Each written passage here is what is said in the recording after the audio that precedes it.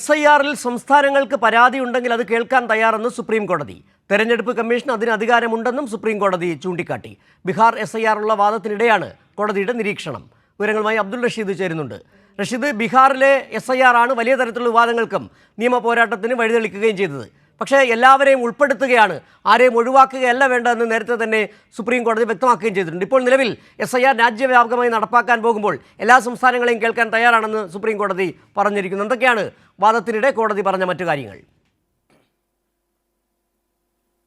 തീർച്ചയായും ബീഹാർ SIR-മായി ബന്ധപ്പെട്ട സുപ്രീം കോടതിയിൽ വാദം ഇപ്പോഴും പുരോഗമിക്കുകയാണ്. പ്രത്യേകിച്ചും ഇന്ന് ഈ ബീഹാർ SIR-മായി ബന്ധപ്പെട്ട് ഇതിനെ എതിർക്കുന്നവരുടെ വാദമാണ് ഇന്ന് സുപ്രീം കോടതിയിൽ പുരോഗമിച്ചു കൊണ്ടിരിക്കുന്നത്. ഇതിനിടയിലാണ് ഇത്തരത്തിലൊരു പ്രധാനപ്പെട്ട നിരീക്ഷണം സുപ്രീം കോടതിയുടെ ഭാഗത്ത് നിന്ന് വരികയും ചെയ്തിട്ടുള്ളത്. അതായത് രാജ്യവ്യാപകമായിക്കൊണ്ട് SIR നടപ്പിലാക്കാനുള്ള നീക്കം തന്നെയാണ് തെരഞ്ഞെടുപ്പ് കമ്മീഷന്റെയും കേന്ദ്ര സർക്കാരിന്റെയും ഭാഗത്ത് ഉണ്ടാകുന്നത്. അത് താൽക്കാലികമായി നിർത്തിവെക്കാനാകില്ല എന്നുള്ള കാര്യം കൂടി സുപ്രീം കോടതി ചൂണ്ടിക്കാണിക്കുകയുണ്ടായി. ഇതിനിടയിലാണ് ഇത്തരത്തിൽ ഏതെങ്കിലും തരത്തിലുള്ള പരാതികൾ സംസ്ഥാനങ്ങൾക്കുണ്ടെങ്കിൽ അതുമായി ബന്ധപ്പെട്ട പരാതികളും വാദങ്ങളും കേൾക്കാൻ സുപ്രീം കോടതി തയ്യാറാണ് എന്നുള്ള കാര്യം അറിയിക്കുകയും ചെയ്തിട്ടുള്ളത്. ഇതുവരെ നിലവിൽ ഏതെങ്കിലും സംസ്ഥാനങ്ങൾ ഇത്തരത്തിൽ ബീഹാർ ഒഴിച്ച് ഏതെങ്കിലും സംസ്ഥാനങ്ങൾ പരാതിയുമായി കോടതിയെ സമീപിച്ചിട്ടില്ല. പക്ഷേ ഇനി സമീപിക്കുകയാണെങ്കിൽ അത്തരത്തിലുള്ള പരാതികൾ കേൾക്കാൻ തയ്യാറാണ് എന്നുള്ള കാര്യം കൂടി സുപ്രീം കോടതിയും വ്യക്തമാക്കുകയും ചെയ്തിട്ടുണ്ട്. എന്തായാലും വലിയ ആശങ്ക എല്ലാ സംസ്ഥാനങ്ങൾക്കുമുണ്ട്. പ്രത്യേകിച്ചും വടക്ക് കിഴക്കൻ സംസ്ഥാനങ്ങളിലൊക്കെ തന്നെയും നിരവധിയായിട്ടുള്ള ആളുകൾക്ക് വോട്ടർ പട്ടികയിൽ നിന്നും വോട്ട്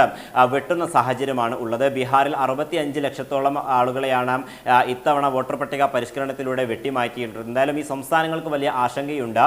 തീർച്ചയായും മറ്റു സംസ്ഥാനങ്ങളിലുള്ള പ്രതിപക്ഷ പാർട്ടികളടക്കം അതോടൊപ്പം സർക്കാരുകളൊക്കെ തന്നെയും ഇതുമായി ബന്ധപ്പെട്ട തീരുമാനത്തിലെത്തുകയും പരാതിയുണ്ടെങ്കിൽ അത് പരിഹരിക്കാനുള്ള വാദം കേൾക്കാമെന്നുള്ള സുപ്രീം കോടതി ഇപ്പോൾ അറിയിക്കുകയും ചെയ്തിട്ടുള്ളത്. അതേസമയം ഈ വോട്ടർ പട്ടികയിൽ പേര് ചേർക്കാൻ ആവശ്യമായിട്ടുള്ള ആധാർ ഉൾപ്പെടെ മറ്റു രേഖകൾ കൂടിയും ഉൾപ്പെടുത്തണമെന്നുള്ള കാര്യം കൂടി ഇന്ന് വാദം ഉണ്ടാവുകയും ചെയ്തു. പക്ഷേ അതിലൊരു തീരുമാനം എടുക്കാൻ ഇപ്പോൾ ആവില്ല എന്നുള്ള കാര്യമാണ് സുപ്രീം കോടതിയും വ്യക്തമാക്കുകയും ചെയ്തിട്ടുള്ളത്. നിലവിൽ ആധാർ ഉൾപ്പെടെ ഉള്ള രേഖകൾ സ്വീകരിക്കണം, 12ാമത് രേഖയായി ആധാർ സ്വീകരിക്കണം എന്നുള്ള കാര്യമായിരുന്നു കഴിഞ്ഞ തവണ കേസ് പരിഗണിച്ചപ്പോൾ സുപ്രീം കോടതി വ്യക്തമാക്കുകയും ചെയ്തിട്ടുള്ള. അതേസമയം ഇന്ന് പ്രശാന്ത് ഭൂഷൺ വാദിച്ചിട്ടുള്ളത് മറ്റു ചില രേഖകൾ കൂടിയും സമർപ്പിക്കാൻ നിർദ്ദേശം നൽകണം എന്നുള്ളതായിരുന്നു. അത് അനുവദിക്കാൻ കഴിയില്ല എന്നുള്ള കാര്യം കൂടി സുപ്രീം കോടതിയും വ്യക്തമാക്കുകയും ചെയ്തിട്ടുണ്ട്. അതേസമയം തെരഞ്ഞെടുപ്പ് കമ്മീഷൻ നിയമവ്യവസ്ഥയിൽ പോകുന്ന ഒരു ഘടനയാണ്. ഇതിൽ ഏതെങ്കിലും തരത്തിൽ നിയമപരമായും അല്ലെങ്കിൽ ഭരണഘടനാ വിരുദ്ധമായ പ്രവർത്തനങ്ങൾ ഉണ്ടാവുകയാണെങ്കിൽ